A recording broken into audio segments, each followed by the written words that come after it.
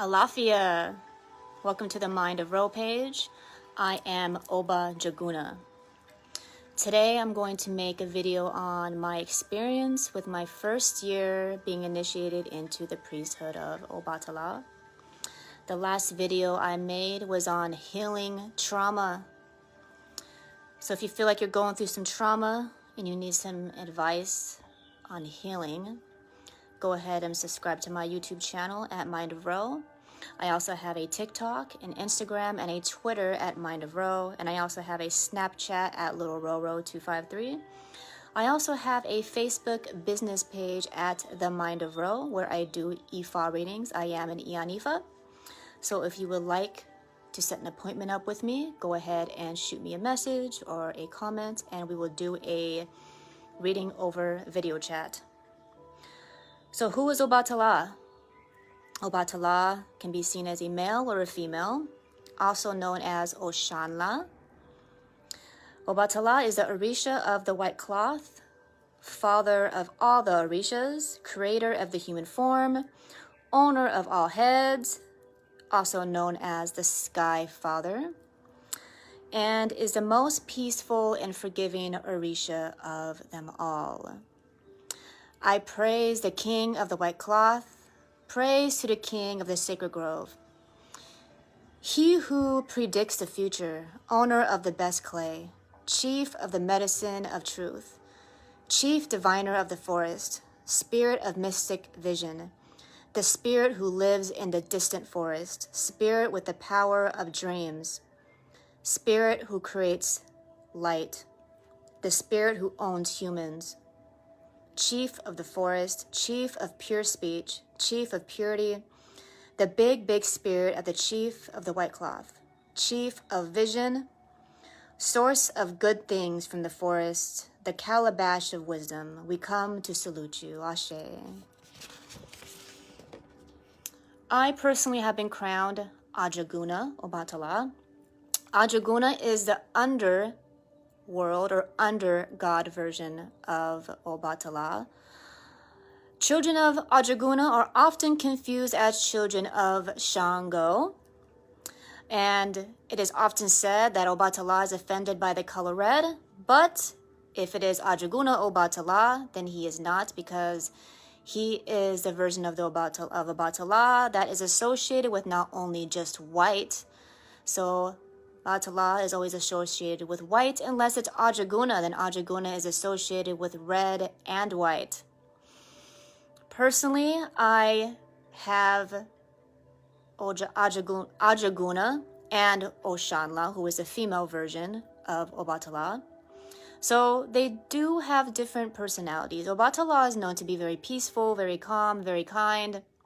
A lot of people who are beginning Isheshe work or beginning the Orisha work, they assume that Obatala is always sweet and always calm. This version of Obatala, Ajaguna, is known to be the version of the Obatala that has not yet been cooled down. So Obatala is known to be very cool-headed. So the Ajaguna is known to be a little more hot-headed, where he hasn't really exactly cooled down all the way.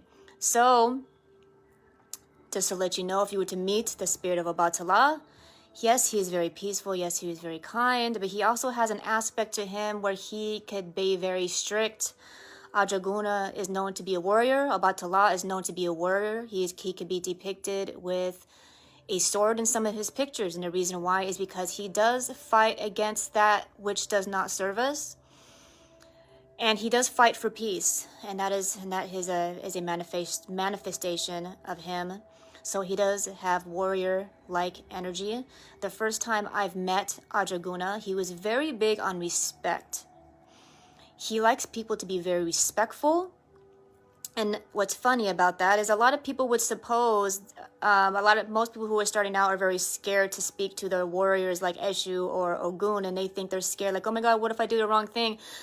What if something's going to happen? Something horrible is going to happen to me? What if they get angry at me? From my personal experience, I'm not saying this is for everybody, but my personal experience, when I first met Eshu and Ogun, they were actually very much more laid back. But when I first met Obatala and Orumala, they were not as laid back. They were like, why are you bothering me? Or why are you talking to me? So for those of you who would like to contact the Orishas, just a heads up, the older Orishas, who were known to be much older and wiser, can tend to be a little more agitated if you're bothering them and they don't really know you yet and you're first starting to get to know them. Of course, they'll be a lot more forgiving once you get initiated into them.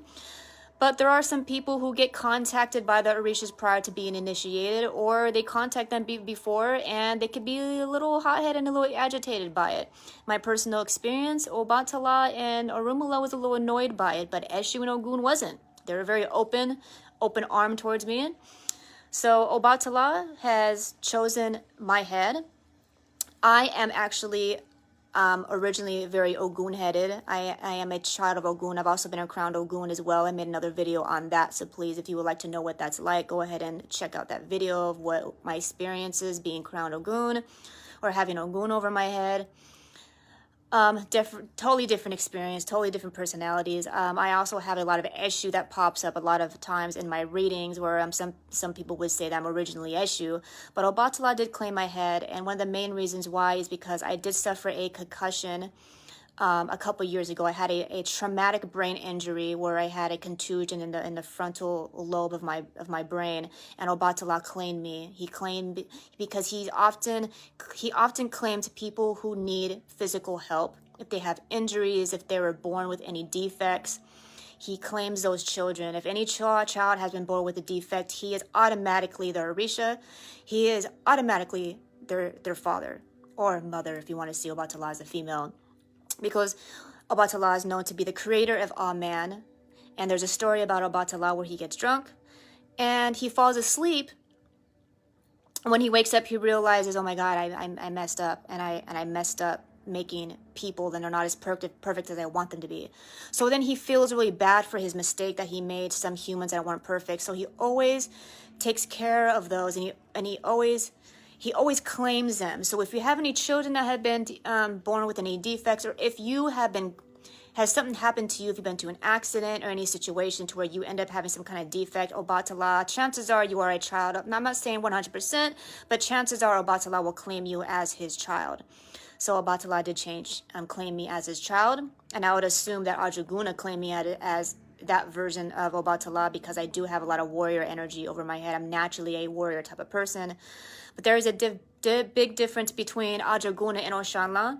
So when I work with Oshanla is very much more calm and way less temperamental, or way less annoyed as Ajaguna. I know Ajaguna's major like respect me. He could be very, very, I guess, high entitled, where he says, I am Obatala and I'm the father of all the Orishas and I deserve my respect. You better respect me. He could have that kind of energy. When Oshanla comes out, the version of Obatala, Oshanla, is much more forgiving. When she comes to me, she's very, very soft. She's very sweet. She's very nice. When she speaks, her voice is very soft. And all she wants to do is heal. All she wants to do is understand. And all she wants to do is help you understand. Whoever comes to her with struggles, to help you understand what you're going through. Because it's a lot easier for you to understand your own issues if you're working with an Orisha who is open to understand your issues and open to heal those issues with you as well. So from my personal experience, there are different aspects of Obatala. Therefore, there's different personalities of Obatala. There's actually an aspect of Obatala who's associated with the color purple. So because a lot of people assume that all Obatala is just white.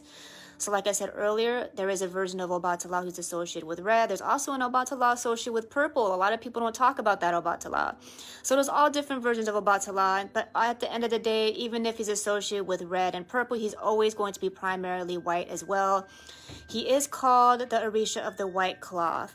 And the reason why he's called the Orisha of the white cloth is because he's basically the light that comes out of darkness. In all of existence, we all was born out of the primordial waters. We were all born out of darkness. And Obatala is that light that comes out of darkness. He is the light that touches everything in existence. There is a difference between Obatala and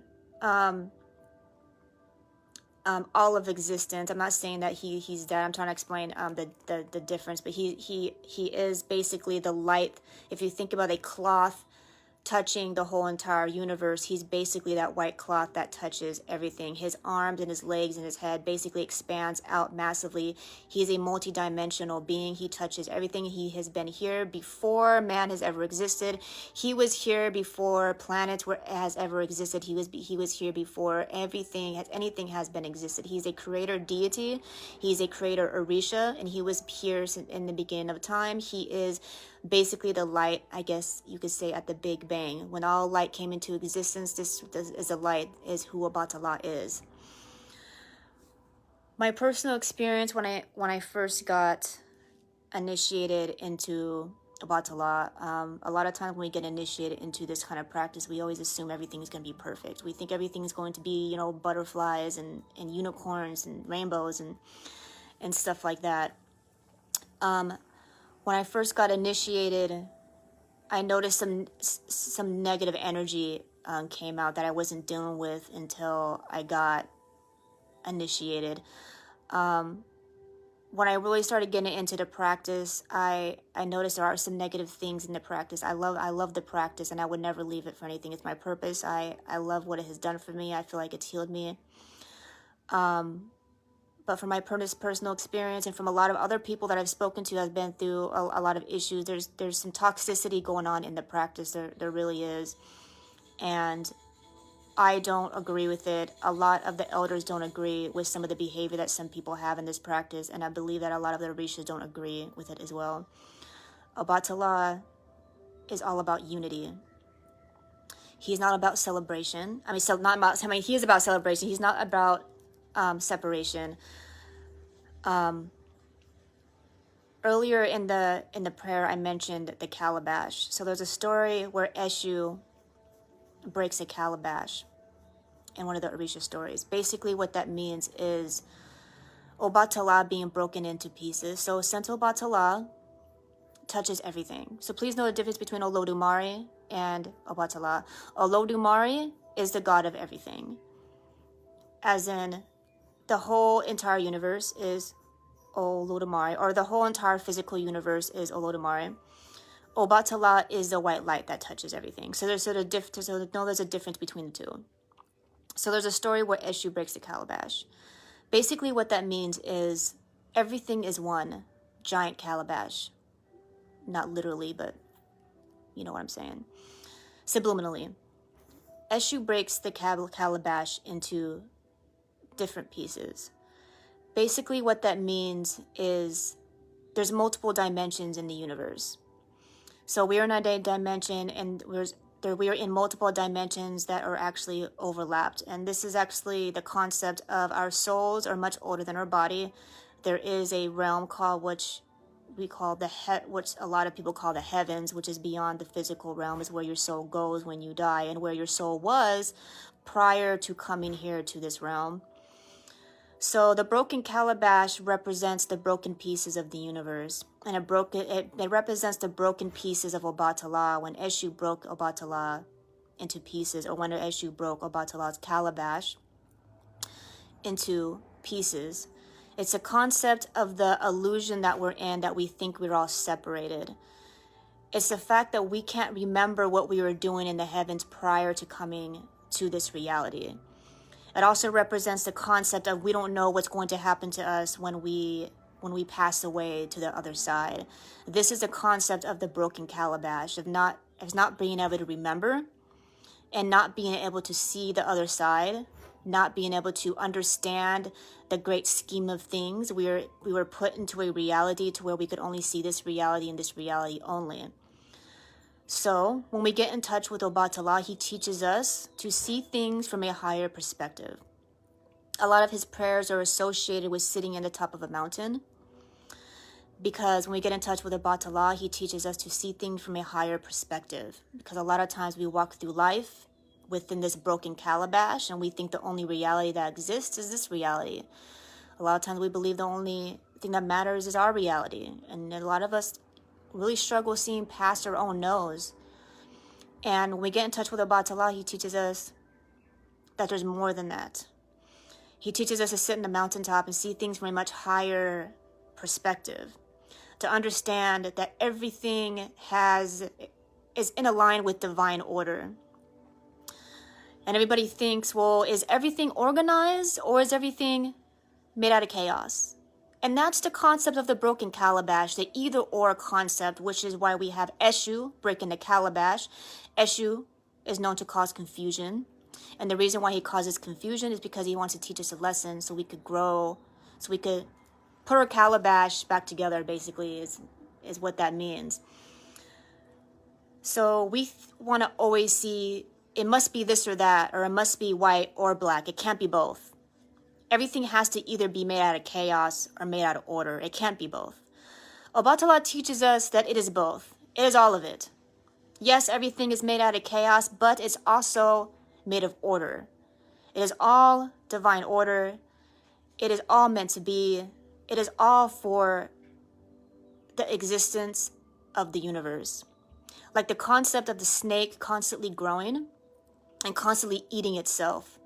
The reason why the snake eats itself is because he eats aspects of himself that no longer serves the universe anymore. And then he keeps growing and growing and growing. And when you see the snake growing, basically the snake represents all that touches the whole universe. It's the consciousness that touches the whole entire universe. The whole entire universe is consciousness. And that's who the Orishas are. They're basically aspects of the conscious universe. They're all aspects of the great Oludumare. They're all multiple personalities of the whole. Because I know there's a lot of new agers that say the universe is conscious. Yes, the universe is conscious. If you want to get to know the universe, then get to know the Orishas. I also work with the Netaru. I also practice Kemeticism as well. And it's the same thing through Kemeticism. If you want to get to know the universe, if you want to get to know Amun, then you need to get to know the Netaru. Because they're all aspects of the great divine web of existence, which is basically the white cloth of Obatala. The white cloth of Obatala that covers all of existence is basically the great divine web of existence that creates all that is, all that we know and all that we don't know. My experience when I first got crowned Obatala, I woke up from my concussion. I had post concussion syndrome. Post-concussion syndrome is different for everybody because it depends on where the damage was in their brain. I actually made a video on it about a year ago because I felt like I had a new brain. I felt like I was a different person. I felt like there was a different soul in my body because when I had my concussion, I wasn't here mentally all the way. I was told that sometimes people would speak to me and I wasn't responding, or if I was concentrating on one thing, I wasn't able to multitask, as in if I'm concentrating on washing the dishes, I couldn't hear somebody talk to me. To me, it would be like blah, blah, blah, but my brain couldn't process the information and I couldn't switch from one task to the next task.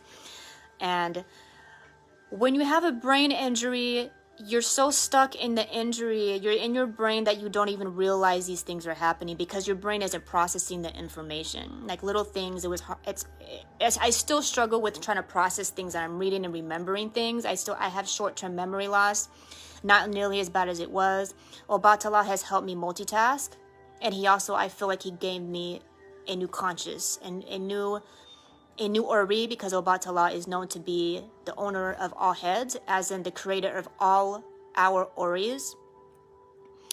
And right after I got initiated into Obatala, probably about a few weeks or a couple weeks or maybe like a month after I got Obatala, after I got crowned Obatala, I woke up one day and I was like, where have I been for 2 years? I felt like I was on autopilot for 2 years. I felt like I was a different person.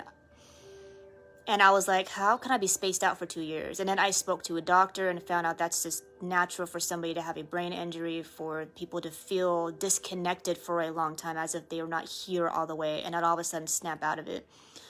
And if it wasn't for Obatala, I feel like I would probably be still in that mental state till today. And he definitely gave me a new Ori. I felt like I made a video on it. If you really want to know how I felt then, check my video out. And I titled it, a traumatic brain injury made me psychic. because it did. It did. But speaking of being psychic, ever since I got Obatala, so any of you watching this, if you want to know what it's going to be like to be one with Obatala, I've actually talked to another person and she says she had the same experience. Obatala people get very, very sensitive to energy because it's so much light, and because like the white cloth, it touches everything. And Obatala is known to be associated with soft things, fluffy things, soft cloth and white cloth and cotton. So a lot of times cotton is offered to Obatala. So when I first got initiated, I was really, really sensitive to everything. I felt like even the towel I used to dry off was scratching my skin. I was so sensitive to things.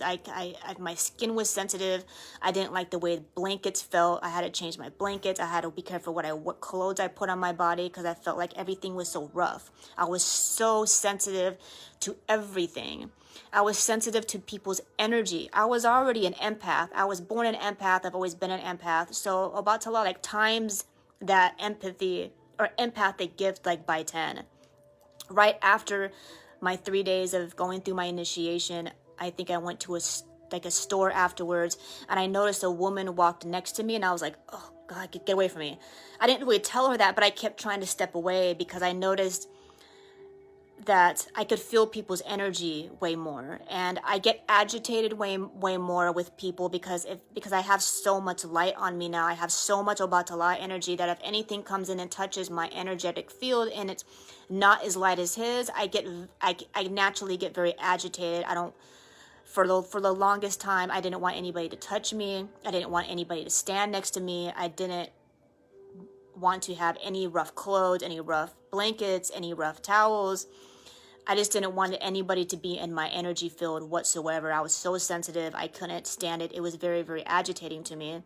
After about a month, my skin sensitivity started to kind of calm down after that, where I was able to, be able to be around different fabrics without me feeling agitated by it.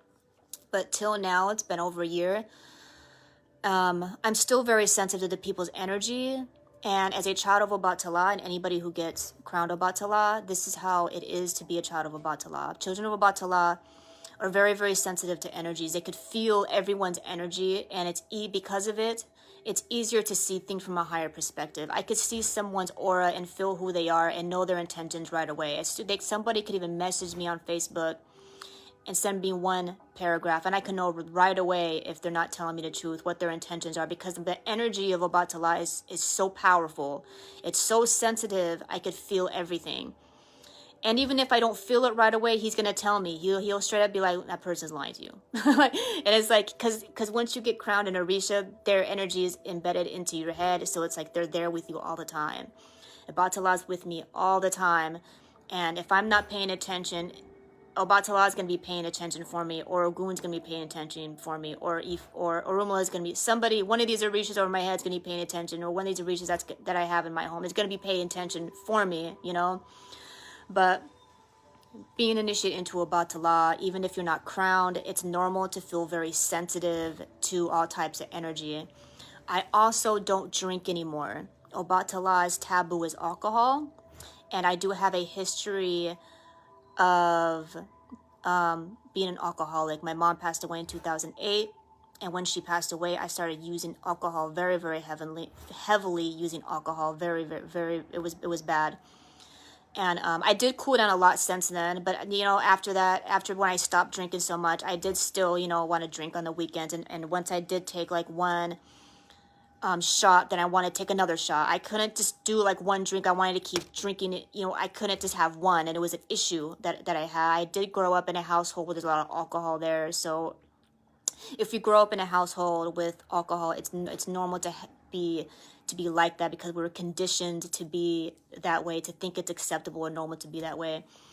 But I don't drink anymore, and I honestly believe that if anybody was to get crowned Obatala keeps his children from drinking alcohol. I don't even crave it anymore. I think when I first got crowned, I would want to have some beer now and then, on the weekends or something like that, but I haven't had even a beer, and I can't even remember the last time I had a beer. It's probably been like months since I had a beer, and the only time I drink rum is if I get it in my mouth because I'm using rum for, giving it to spraying it with the Orishas or something like that. But Obatala took away my need to depend on substance for peace. I have no need to do drugs. I have no need to drink alcohol. And it's not because I tried. I didn't even have to try to. It just happened. Just once I got initiated, the need just went away. I don't even feel like it anymore. I think it's amazing. I also noticed I'm a lot more cool-headed, but because I am Ajaguna, I am very big on respect. Because a lot of times, people who get crowned Orishas, when they're being disrespected, the Orishas are being disrespected as well. So, I mean, I never liked being disrespected before, but I do notice, since I got Obatala, it matters more. It matters because Orishas teach us, like, well, who are we as people to set an example for anybody if we allow people to just come in our life and disrespect us? I mean, that's not a good example. Who are any of us to try to say we're a priest or a priestess if we just allow people to just come in our life and just talk crap to us? That's not a clear example. And because I'm talking about this, I want to clear up this illusion that people think, oh, well, if you're godly, then you have to be nice to everybody. Not necessarily. Yes, we practice good character. Yes, Obatala wants me to keep a cool head. But one thing when I was sitting with my Orisha when I first received him, one thing he told me was this. He said, I will never tell you to just let people disrespect you. Because Ajaguna does not like being disrespected. He's like, I would never let you just accept somebody disrespecting you. That's not okay. So we have this weird illusion that if you're spiritual or if you're godly, you're supposed to just let people just walk all over you. And if you don't just let people talk crap to you and you're just nice to people when they're mean to you, then there's something wrong with you. It's like, no, it does. In this work, it doesn't work that way. According to Orishas, practicing good character also consists of sticking up for yourself. It consists of saying what you mean, meaning what you say, being truthful, not in a rude way, but really setting healthy boundaries with people. And ever since I've been receiving Orishas, I realized we can't be happy if we're not setting healthy boundaries with people. We can't be peaceful if we're just letting people just walk all over us. Because once you give your power away like that, you basically, like I said, you lost your power. And our Orishas don't want us to lose it. They want us to have our power back. Something I learned from Obatala is being liberated by an Orisha. Being liberated by an Orisha basically means that we are being liberated from victimization. The reason why we are not free in our life is because we feel victim. We feel victim to our parents. We feel victim to the government. We feel victim to circumstance. We feel victim to accidents and stuff like that. Isheshe work teaches us that we are not victim to any of this. As long as we make the sacrifice that God tells us to make, we are free from all of this. As long as we are making our abo and paying our respects to the forces of nature that control the whole entire universe, we are free from any victimization. We are even free from the government. This is why we make a bowl. This is why we make offers to Orishas, so we could be free, 100% free. But something I realized, a lot of people take advantage of that. A lot of people think, well, now I have Orishas, I could do whatever I want. It doesn't work that way. Obatala is all about good character. Orumala and Ifa is all about good character. Orishas are all about good character because the whole concept of this practice teaches us universal order, which is karma and dharma, and sacrifice. There's just some things we have to sacrifice for us to get. We can't just sit on our butt and expect the whole world to fall in our lap if we're not doing anything for it. And this work teaches us to make sacrifice. And one of the biggest sacrifices to make is good character. And the reason why we receive Orishas is so they could protect us while we practice good character. They fight our enemies away for us. They fight away even bad habits we have within ourselves. So we could take the time to heal and not worry about anybody trying to victimize us or take advantage of us while we are here healing. while we are learning to practice good character. We don't have to worry about anyone attacking us while we're in that realm, or while we are doing things for ourselves. That's why we do this work, so that Orishas can protect us. So being liberated by Obatala basically means that he liberates me from victimization, which means I could walk my higher purpose, and I don't have to worry about anybody or anything getting in my way. As long as I keep in touch with my Obatala, and as long as I make my abo and I make my offers to Obatala, and I stay in communication with him, and when he says, Ro, you need to do this, or I always imagine Obatala saying, my child, when you do this. I don't know why you think that. He's like, my child, something is about to come up. I need you to do this. You know, if he warns me on anything, if I warns me about anything, my job is to believe it and then do what they say I need to do to keep whatever ahead of me from happening. Or if I want something to happen, do what I need to do. They will tell me the steps I need to take to make sure that that happens. So Obatala has liberated me, basically meaning that he will protect me on my path, that no matter, as long as I'm practicing good character, and as long as I am doing exactly what I came here to do, and I am following my higher purpose, Obatala will protect me. He said, don't worry about these people, just practice good character and follow your higher purpose. As long as you do that, I will be here to protect you. And that is true liberation. That is what liberation means. Liberation means to know that you could do exactly what you came here to do, and you don't have to worry about no one or anything stopping you, because you got the forces of nature protecting you. It's awesome. It's very powerful. It becomes less powerful when we take advantage of it. When we get cocky and we think, oh, now I have power to tell Orishas what to do, and now I can do whatever I want. That's when people end up cursing themselves. So there's a lot of people in this practice that do not practice good character, and they're very egotistical, and they're like, oh, well, now I'm a crowned in Orisha, and now I can act whoever I want to act and boss around anybody who I want to boss around. And then a lot of chaos comes to their life, and they wonder why. This is why. We can't act like that. We can't use a title or use a crown as an excuse to boss people around, or as an excuse to take advantage of other people's money, or as an excuse to feel like I am holier than thou. That's not why we do this. We do this so we could not only follow our path, but so we could help other people follow their destiny as well. And something that I've learned in this practice is the issues with the ego in this practice is not even just practice, but in the world in general, is a lot of people try to force their purpose onto other people. Well, this is my purpose, therefore it needs to be everybody else's purpose. That's not true at all. I do Ifa readings all the time, and Ifa would say this person is not supposed to be initiated into Isheshe. This person is supposed to be doing something else, and it'll tell this person what they're supposed to be doing. And we need to respect that. And then I'll be surprised, and if Ifa would say this person needs to receive the warriors, this person needs to receive this Orisha, and then the whole time we would think they're not supposed to. And this is what really baffles me, is when people go online and say, oh no, you're not supposed to do this, or who are you to... It is nobody's place to tell you if you should or shouldn't be practicing Isheshe work or Orisha work. Nobody has any place to tell you that unless they're a diviner and they're sitting on the mat and communicating with Ifa. If they are not sitting on the mat communicating with Ifa, then they have no place to tell you if you should or shouldn't be working with Orishas. The only person who has a right to tell anybody if they should or should not be working with Orishas is the voice of God. And nobody could argue with that. And something I wanted to bring up as well is there's a such thing as taboos. So because I'm Obatala, my taboo is drinking. Because a taboo is basically when an Orisha claims your head, they say, hey, if you do this or that, it's going to cause a lot of problems in your life.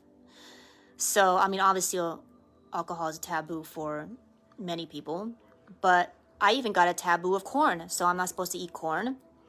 Because it has certain foods have energy to it. That sometimes that energy can mess with your aura and cause some problems in your life. Every single thing from wearing certain colors to eating certain foods to even taking baths and certain things. So a lot of people who are Omor Obatala aren't supposed to take salt baths. I personally wasn't told that, but a lot of people are told that. While there's a lot of people out there who take salt baths and they're said, don't go take a salt bath, it's good for you. This is what I mean by everybody is different, and we need to respect that. my taboos are not your taboos. My Obatala taboos are not going to be the same as the next person's taboos, even if they are Obatala. And we need to respect that, because something I realized in this practice, a lot of people would be like, well, you're not supposed to do that. Were you at the reading? Did Ifa tell you that they're not supposed to do that? Or are you just going off whatever you're not supposed to do and think everybody else is supposed to do it because you're not supposed to do it? We need to understand that our taboos belongs to us and us only, for our purpose and for our soul and for our peace of mind and for our life to be as wholesome and as calm as it could be. It's different for everybody, and we need to respect that. We need to respect our taboos. We need to respect other people's taboos for being their own, and we need to stop pinning our stuff onto other people. Just because I'm not supposed to drink alcohol, I can't go up to somebody else and say, oh, your Orisha's going to get mad at you if you drink alcohol. I can't say that. That's not me to say that, unless it came up in a reading and you got a reading from me, And we need to stop doing that. And something I want to bring up too, that's a really big deal, a couple big things, is using the priesthood purposely to hustle money out of people. This is something that I realize it's a major big deal in the practice. And I think I've had people contact me and think I'm a fraud because they're traumatized from somebody else who's hustled them for money in the practice. I don't agree with that one bit. And I honestly think there's a lot of people out there who make the practice look really bad. But like any religion, there's a lot of bad people who practice certain religions, and a lot of people who like to use their religion as an excuse to not practice good character. And I don't care what religion you follow. There's never an excuse to not practice good character. You can't use a religion as an excuse to hustle money out of people. You can't use a religion as an excuse to be mean to people, or to talk crap to people, or to judge people for the color of their skin. It's not acceptable. It's no excuse. And Isheshe work or Ifa work is not an excuse either. It's really not. And I know that Orishas don't allow. They don't agree with that. Obatala doesn't agree with people who use people for money. Obatala doesn't agree with colorism. Something I deal with a lot in this practice is colorism. I am a mixed person, and I am very light-skinned. I am mixed, and some people have a problem with that. What are you going to do, rebirth me as a different race? I didn't choose what race to be when I was born. Well, maybe I was in the heavens, I guess I was. But colorism is unacceptable in Isheshe work. Colorism is unacceptable to Ifa. And nobody in any religion can use their religion as an excuse to try to make it seem like it's okay. It's not okay. At the end of the day, all the isms are unacceptable. Racism, colorism, bigotry, sexism, all of that. None of that is acceptable. And nobody on this planet is going to convince any Orisha that it's acceptable and okay for them to, just because they have a title. Unacceptable. And something I realize is too many people are trying to use their crown as an excuse to practice bad character, not an excuse. So my advice to anybody out there who wants to get involved with the practice, the best way to choose somebody to initiate you is by judging character. If your stomach tells you this is wrong, you don't feel like this person is a good person, then don't do it. If you feel like your intuition is saying this person is trying to use you for money, then don't do it. Now, please know the difference between intuition and fear. Those are two different things. That's why I made a video last week about trauma. We need to understand there's a difference between fear and intuition, because some people would assume that some people are trying to use them for money, because a lot of people out in this practice will try to hustle people for their money. But I would just say use your intuition and know if you feel like this person feels like they have a really good energies to them, then go with them. If you feel like there's something really heavy and dark about them, and then don't do it. If it don't feel right, then it ain't right. At the end of the day, as simple as that. If it don't feel right, it ain't right. This practice is supposed to be healing people. It's supposed to be making us better people. It's supposed to be making us the best version of ourselves. If we're not getting into this practice to become the best version of ourselves, then there's no reason to be in it. Anybody who's doing this practice because they want to use this practice to control people, they're not doing it for the right reasons. So for anybody out there who wants to get involved with the practice, it's a beautiful practice. Obatala has healed me in so many ways, like no other. I have been through so much meditation. I'm also a certified meditation instructor, and I've also been working with the Netaru. And there's something about Obatala that he has healed me in more ways than any other way. Any herb, any meditation, any experience in my life, Obatala has healed me the most. He's brought me the most clarity. He has brought me to the mountaintop and helped me understand things from a much higher perspective, like no other being on in this realm or in this universe has ever in my life. So my next goal is I am marked into Kumbanda. So my next goal is to receive my Rosa Kavera, my Tata Kavera. That's my next goal. That being said, some people are not meant to only work with Funfun. So Orisha is considered a Funfun, which basically means a white, light, like ascended type of Orisha.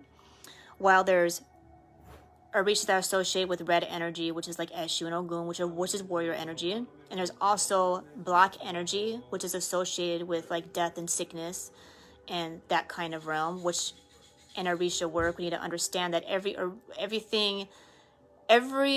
god or goddess has two aspects to themselves. They're Osogbo and they're Ire.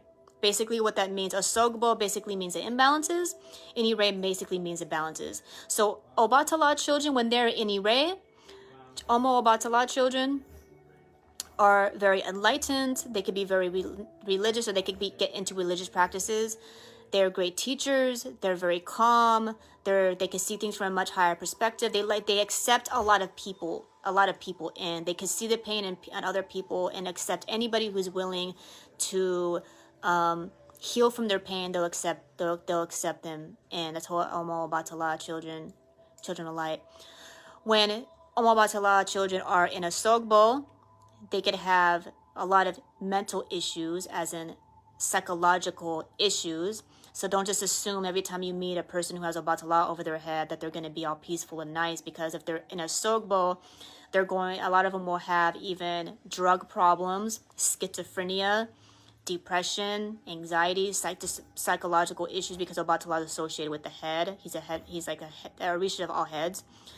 So we always want to be in Ire. When we receive Orisha, we always want to make sure we are always in Ire all the time. So a lot of people will try to say, well, I act like this because my Orisha acts like this. We don't want to use it as an excuse to be in a Sog, but we want to stay in Ire all the time. We want to stay in the imbalanced area all the time.